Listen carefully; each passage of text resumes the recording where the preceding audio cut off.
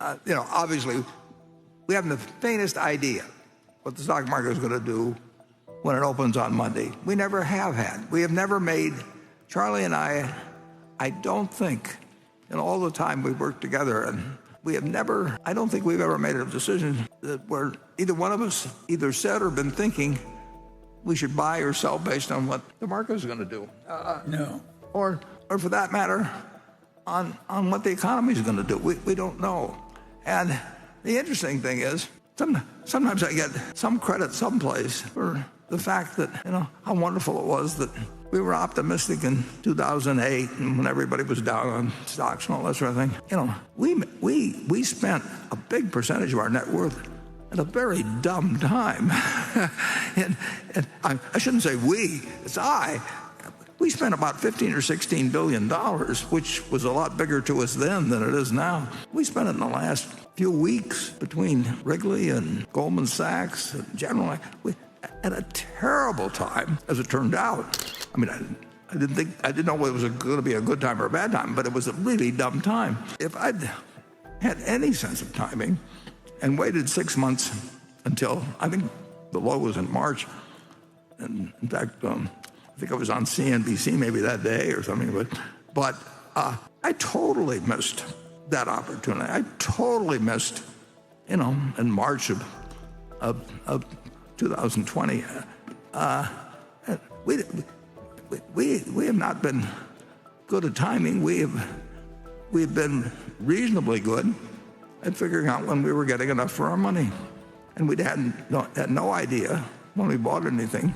Well, we always hoped it would go down for a while so we could buy more, and we hoped even after we were done buying and ran out of money that if it was cheap, the company would keep buying, and in fact taking our interest up. I mean, that's stuff you could learn it in fourth grade, but it's not what's taught in school. And so never give us any credit. Well, actually, give us all the credit. Go out and tell everybody how smart we are, but we aren't. We haven't ever timed anything. We've never figured out insights into the economy. When I was 11 years old, March 12th, I guess, 1942, March 11th, I bought stock when the Dow was 90, well, it was 101 in the morning. It was 99 at the end of the day, I think. And, now it's 34,000, or maybe it's 1,000 less than it was on Thursday. But it's one decision. Bonds can swindle the equity investor too. Everything, inflation, I should say, swindles the bond investor too. And it swindles the person who keeps their cash under their mattress. It swindles almost everybody. And the problem, if you have a business that doesn't take any capital, and let's just say the dollar depreciates 90% or something, so things cost 10 times as much. If it doesn't take any capital, you can charge 10 times as much, and you've kept your relative position. But most businesses take some capital. If our utility business, just say that the dollar is worth 1/10 some years hence from now, we have to have 10 times the capital investment, basically. And we get paid a return on that. But we have forced capital investment to essentially keep them in the same place. And the one development I really do think is actually important, but I don't know any way to do anything about it. But my general sense, and there's no way to prove it, but I essentially believe people are now behaving somewhat more tribal than they have for a long time. And people are always going to be partisan, and they're going to have religious beliefs. They're going to have all kinds of things, but it gets pretty tribal. And I want to tell you, I speak from experience because I've been tribal, and we're confessing today.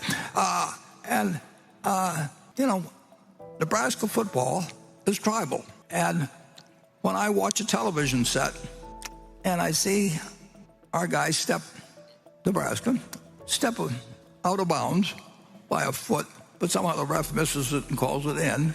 and then they show 6 replays, I'll continue to believe it was in, even though it's right in front of my eyes. They stepped out. That's tribal behavior. And it's fun. I mean, to participate in. But it can get very dangerous when one group of people say 2 + 2 is 5, and another say it's 2 + 2 is 3, and they're going to give you those answers if you call them. And the interesting thing is, to me, at least, and partly because of my age, but I actually think that, just from memory, that the last time that the country was seen as tribal was actually when I was a kid and Roosevelt was in. Either you hated Roosevelt or you loved him. I mean, nobody cared about the fact Al Flannery was running or Wendell Willkie was running against him. They just had these feelings. They either had Roosevelt's picture on the wall and named their kids after Roosevelt, or they hated him. And they thought he was going to, no third term, and, a million things. And the country was very, very tribal in the 30s, but Roosevelt's tribe was bigger. And in my opinion, they did some wonderful things, but I happened to grow up in a household where we didn't get served dessert until we said something nasty about Roosevelt. I mean, I'm speaking. And believe me, if you don't get dessert, you're going to say something nasty about Roosevelt. And so you trained them young, and all kinds of things. And so I think I've seen a period that it wasn't that way when, if Eisenhower was running against Stevenson or whatever it might be. I mean, people, they had a partisan behavior, and they had a certain amount of tribal always, but I don't think it's a good development for society generally when people get tribal regardless. I mean,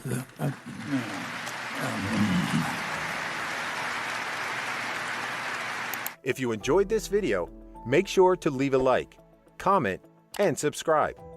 We'll see you in the next video for more finance tips and up-to-date news. Thanks for watching.